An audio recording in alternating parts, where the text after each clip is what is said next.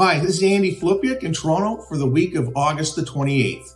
Last week I saw a chart that just jumped off the page at me. It was entitled the Asian Dollar High Yield Corporate Issuer Total Return Index, which is a mouthful. But what this index is a list of Chinese real estate bonds issued in US dollars, primarily that are held globally.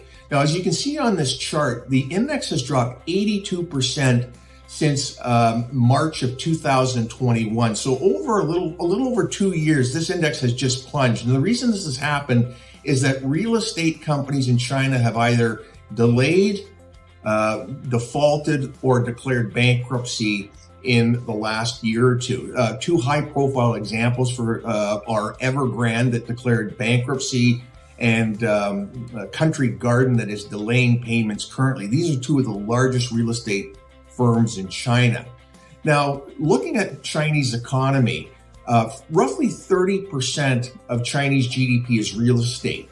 I've included another chart here that shows you just how important real estate is when you compare it to fixed income and equity in China compared to the US, Japan, UK, and Australia. So real estate in China really is a huge component of their economy.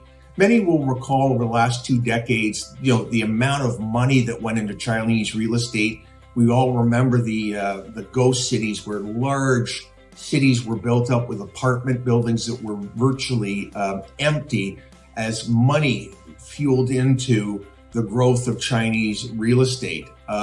As well, this problem has continued. So we saw one of the biggest bubbles ever in real estate. And one important point that from that chart that I just showed is that Goldman Sachs has declared that Chinese real estate is the largest asset class in the world.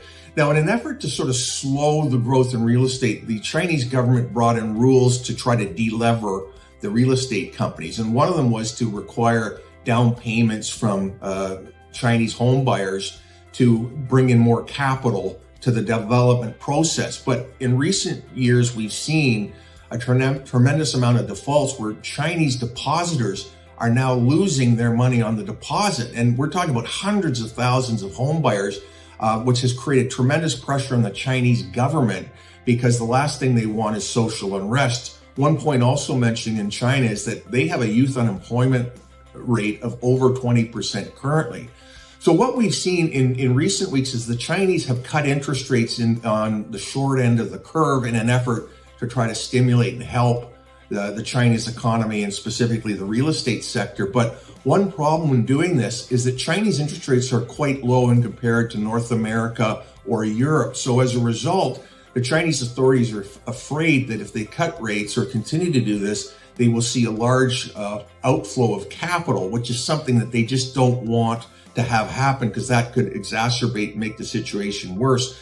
So in all likelihood, going forward, the Chinese economy is going to continue to stay weak, but we also are likely to see a large bailout. And what I mean by large is probably in the hundreds of billions of dollars, in an effort to buy or to support the declining real estate market. Now, this is very important to us as North Americans, because over the last 2 decades, the Chinese economy has largely been the driving force behind economic growth globally.